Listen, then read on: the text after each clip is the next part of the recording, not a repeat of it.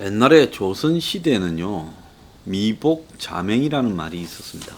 자, 미복자맹이라는 것은 뭔가 하면 왕이 구중궁궐에 갇혀 있다 보니까 조선시대는 왕도 문제였지만은 신하들도 문제였습니다. 왕에게 밖에서 벌어지는 일을 알리지 않았죠.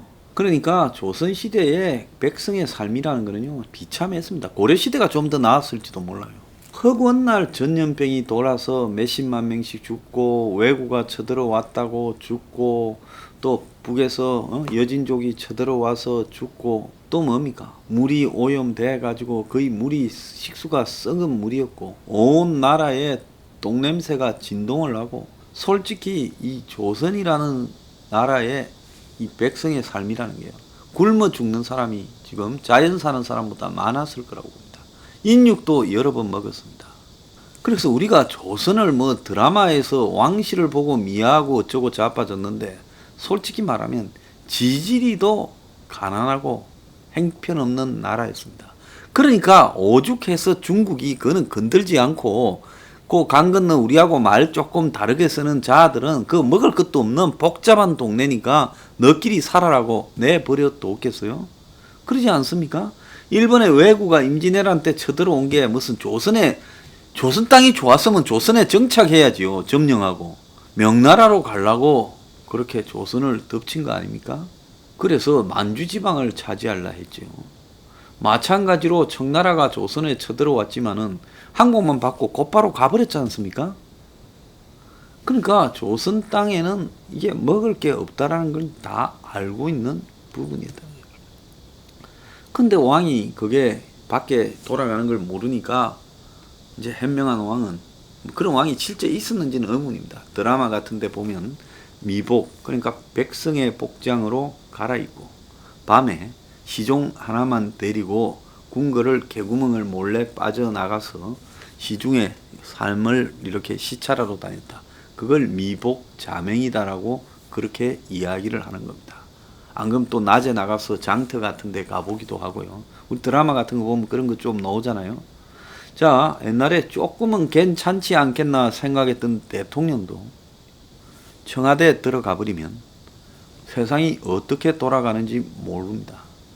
박근혜 전 대통령도요, 저 대통령 되기 전까지만 해도 저 정도는 아니었다고 봅니다. 대통령 되고 들어가면서 완벽하게 문고리하고 최순실한테 차단되면서 저 지경이 돼버렸고, 이명박도 마찬가지라고 봅니다. 그러니까 대통령이 되게 되면 경호라는 미명하에 그냥 대중하고는 이 거리를 두고 만나게 되고, 또 청와대로 불러서 만나게 되지, 겉으로 밖으로 나가서 대중을 만나는 것은 정해진 쇼만 하는 거죠. 미리 딱 경호원들이 가서 정해놓고 거기에 정해진 사람하고 이렇게 지나가면서 악수하는 쇼처럼만 하는 겁니다. 몇 년 전에 이 문가리우스가 물 들어올 때 노져야 된다고 조선업을 언급을 했어요. 그때 사람들이 웃었습니다. 저 사람이 도대체 조선업 다 망해가는데 실상을 알기나 하나. 그런데 최근에 또 그때보다 더 심화된 정세를 보이고 있어요. 한국이 집값이 진정되었다. 경제가 선방되었다. 경제 선방을 이야기하면서 OECD가 올해 성장률이 1위일 거다. 마이너스 0.8로 상향 조정했다. OECD가 이야기하는 부분에요, 한국 정권이 내놓는 자료를 보고 OECD가 받아서 발표하지, OECD가 뭐 한국을 별도로 조사할 자료가 있습니까? 앞에서 언급한 한국의 부패 문제도 OECD가 좀 틀리게 보는 것도 있잖아요. 그래서 한국이 제일 조작을 잘해서 한국이 올해 마이너스 1.2가 예상되다가 마이너스 0.8로 올해는 전 세계가 마이너스로 확 가는데 OECD 국가 중에 1위일 거다. 그런데 내년에는 34위가 될 거다. 요렇게 했는데 내년 34위가 될 거라 말은 빼고 올해 1위라는 이야기만 지금 하고 있습니다. 그런데 이것도 한국이 내놓은 자료를 보고 OECD가 판단한 거예요. 그럼 다른 나라는 어때요? 다른 나라는 한국처럼 개뻥은 안 치니까 정상적인 서방 OECD 국가는 대부분이 정상적인 이 국가들이잖아요. 좀 잘 사는 국가들, 선진국 수준에. 그러니까 그런 나라들이 통계를 조작하거나 쇼를 안 하죠. 한국이요, 국민들한테는 작년에 뭐라고 했습니까? 성장률이 2.0이라고 했습니다. 내가 그때 이거는 분명히 1%라고 연초부터 수도 없이 이야기했어요. 작년에요. 그런데 OECD가 발표한 자료에 보면 작년 연말에 1.2로 나왔어요. 그러니까 국민들한테는 2.0이라고 뻥을 쳐놓고는 OECD에다가는 1.2라고 보고한 거 아니겠어요? 그래서 이 나라가 국민들한테 코로나부터 시작해서 속이는 거는 밥 먹듯이 하고 세계를 K방역, 모범방역이라고 상대로 거짓말을 하는데도 익숙해져 있지 않습니까? 자, 그런데 지가 거짓말을 많이 하다 보니까 지 스스로도 이제 쏟고 있는 거예요. 자, 우리나라 경제를 기적 같은 선방을 했다 합니다. 자, 이런 운의 말을 듣는 국민들의 심정은 어떻겠느냐? 수출이요, 이달 들어서 지난달 같은 기간보다 마이너스 23.6이 됐대요. 7월 달에 조금 좋아졌다 했습니다. 반짝했다. 그런데 8월 달에 지금 마이너스 23.6. 한 달치도 계산하지만 요즘 열흘치도 계속 보고가 와요. 8월 달에 8월 1일부터 8월 10일 사이에 수출된 게 마이너스 23.6으로 4월 달에 최악일 때 마이너스 25.5와 비슷하다는 겁니다. 그런데 지난번에 뭐 마이너스 8인가로 좋아졌다고 급속하게 수출이 좋아진다고 뻥을 쳤습니다. 자, 대통령이 이래 뻥을 치니까 그 밑에는 개뻥을 칩니다. 김태년이 민주당 원내대표는 한국 경제가 V자 반등 가능성이 있는 만큼 경제 총력전에 나가야 된다. 3, 4분기에 V자 반등이 이루어지면 내년엔 우리나라 경제가 3, 4% 성장이 가능할 걸로 예측된다. 자, 제가 이 자리에서 공식적으로 제안합니다. 손모가지 걸고 아니면 장을 찢는 걸로 김태년이하고 저하고요 내기함 합시다.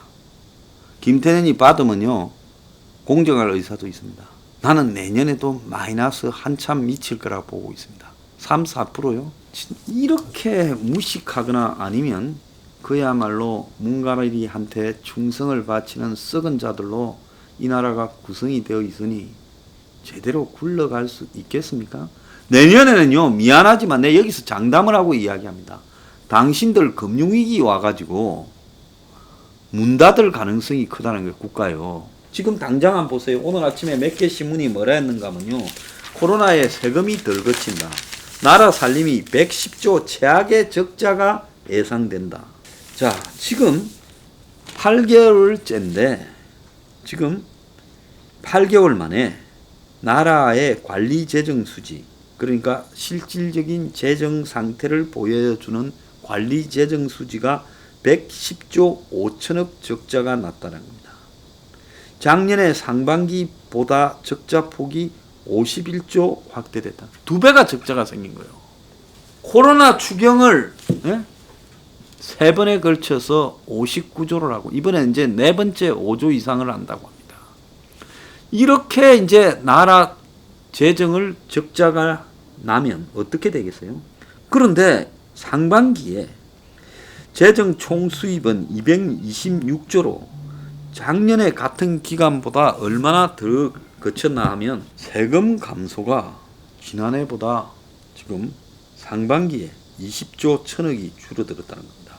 이거는 뭐냐? 장사가 안 되니까 안 된 장사에 세금을 때릴 수가 없었던 거죠. 그래서 세수가 쪼그라들었다는 거예요. 실제 국세 수입은 132조 9천억 밖에 안 되고 나머지 수입들이 포함돼 가지고 재정 총수입이 226억인데 국세 수입은 23조 3천억이 줄었다는 거예요. 그래서 사상 최대로 세금이 줄어들었다는 겁니다. 세금은 사상 최대로 줄어들었는데 씀씀이는 커져서 추경으로 59조를 써버렸고 상반기에 6개월 동안에 316조를 써서 지난해 6개월 동안 쓴 돈보다 31조 4천억을 더 썼다고 합니다.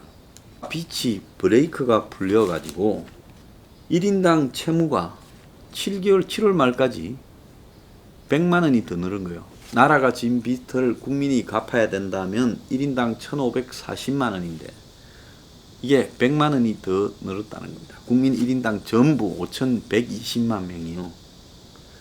4차 추경을 논의하고 있어서 지금 연말까지 4차만 하겠어요? 또 가을에 가면 5차, 6차 할 겁니다. 그래서 재정이 더 악화되어서 올해 연말에는 국민이 1,600만 원쯤 빚을 지지 않겠나 예상이 들고요. 국가 채무 비율이 급속히 증가해서 지금 45%, 예상보다 3년 빨리 지금 빚 목표가 달성되고 있다는 겁니다. 제가 여기서 하나 하고 싶은 이야기는요. 문이 지금 나라 꼬라지가 이 모양이면 이런 부분에 대한 미북 자맹이라도 해서 한번 서울 뒷골목이나 상가 골목들을 한번 밤에라도 저녁 시간에 한번 다녀보길 바래요. 얼마나 많은 가게들이 망해서 다 비어 있는지, 예? 폐업 정리한다는지, 공단을 한번 가보길 바래요. 얼마나 많은 공단들이 지금 내놨는지. 이제 내놔도 들어갈 사람이 없습니다. 이 홍대 앞에도 통으로 비어지는 건물들이 지금 속출하고 있어요. 자, 이런 상황을 알고도 저 사람이 만약에 지금 자기 자랑, 집값이 진정되었다. 집값 진정에 대해서도 지금 하는 말이 있지 않습니까? 전에 부동산 본부장이 인터뷰를 했지요. 집값 14% 올랐다고 이 정권은 우기고 있고 경실련은 52% 올랐다 말하지 않았습니까? 그래서 14% 근거를 대라니 근거를 못 대더라. 국토부에 10번 넘게 물어봤지만은 통계에 사용된 자료를 밝히지 않았다. 50% 급등했다는 민간의 분석을 확인조차 않고 수치로 거짓말을 지금 이 정권이 하고 있다. 이 문이 지금 최근에만 이 말을 한 게 아니라 작년 11월 19일에도 국민과의 대화에서 전국적으로 부동산 가격이 오히려 하락하고 안정되어 있다라고 말을 했습니다. 그래서 더는 경실련이 이런 거짓말을 듣고 가만히 있어서는 안 되겠다고 생각해서 발표했다는 거예요. 경실련도 따지고 보면 좌파 단체라고 말할 수 있죠. 그런데 이런 단체가 듣고 있기에도 너무나 거짓말을 태연하게 하니까 화가 난 겁니다. 대통령이 역대 정권 중에 부동산 가격을 가장 안정적으로 관리했다고 발언을 하더라. 김은동 본부장이 이야기하고 있어요. 참모들로부터 집값 10% 12% 올랐다라는 터무니없는 보고를 받으면서도 판단을 하지 못하니 밖에서라도 알려줘야 되겠다 생각을 했다. 그래서 경실련이 당시 문재인이 기자회견에서 국민과 대화하면서 부동산 가격이 하락 안정됐다 했을 때 문정부 30개월 중 26개월간 집값이 상승했고 서울은 평균 4억, 강남은 평균 6억 올랐다고 문말을 반박을 했습니다. 그러면서 정부가 집값이 올랐다는 걸 알면서도 외면하고 있다. 국민이 체감하는 수치와 가까운 중위값을 두고, 그러니까 국민이 체감하는 수치가 결국 중위, 서울의 아파트 중위 가격이 그거죠. 누가 봐도 서울의 평범한 아파트도 3, 4억 올랐다고 보는 거 아니겠어요? 6억짜리가 9억 5천 이 정도 됐다고 다 생각하죠. 그런데도 일부러 적은 숫자를 쓰는 거다 라고 말을 하면 대통령의 심기가 중요한 게 아니라 대통령이 국민 99%의 심기를 거스르고 있다. 지금 이렇게 말을 했습니다. 그래서 경실련이 청와대 참모 국회의원들의 부동산 보유 현황도 공개한 이유가 집값이 급등했다는 걸 그렇게라도 보여주지 않으면 문이 이해를 못할까봐 그렇게 한 걸로 지금 추정인데요. 그래서 부동산 정책을 직접 다루는 국토부 기재부 금융위 한국은행 소속 고위공직자 39명의 아파트 오피스텔 시세가 문재인 정권에서 51% 상승했고 고위공직자 107명 중에 39명은 주택을 2채 이상 보유하고 있다. 이런 정책을 부동산 정책을 쓰고 문한테 문제 없다는 게 저거들이 부동산으로 돈 버는 놈들인데 그게 제대로 보고가 되고 정책이 이렇게 세워질 수 있겠느냐. 그래서 부동산 잡는데 관심이 없고 저들 빠져나갈 구멍을 다 만들어 놓고 대책을 세우는 척 했을 뿐이다. 집값 잡는 신용만 했을 뿐이다는 거예요. 그래서 문이 지금 저런 헛소리들을 계속 하는 이유는 그야말로 지금 이제 저는 좀 이성을 상실해 가고 있다. 이렇게 보고 있고요. 자, 지난 5개월 새 국내 500대 기업의 직원 수가 10,000명이 줄어들었고요. 자, 그뿐만 아니라 7월에 실업자 수가 27만 7천 명이 줄어들었다고 나가고 있습니다. 자, 그렇게 되고 있고 지금 아파트 매매값, 전세값, 월세까지 다 올라가고 있습니다. 자, 이런데도 이 문은 지금 별 문제가 없고 집값이 안정되고 경제가 선방되고 있다고 합니다. 자, 이제 이래 되면 나중에 어떤 꼬라지를 보느냐. 머지않아 아무도 진실을 말하지 않고 있어요. 자, 머지않아 금융위기가 와서 은행이 문 닫을 상황이 되었습니다라고 할 때까지 누구도 그런 위기를 말하지 않을 거라고 봅니다. 스스로 조작한 수치에 취해서 있는 정권 그 말로는요 금융위기로 끝날 겁니다.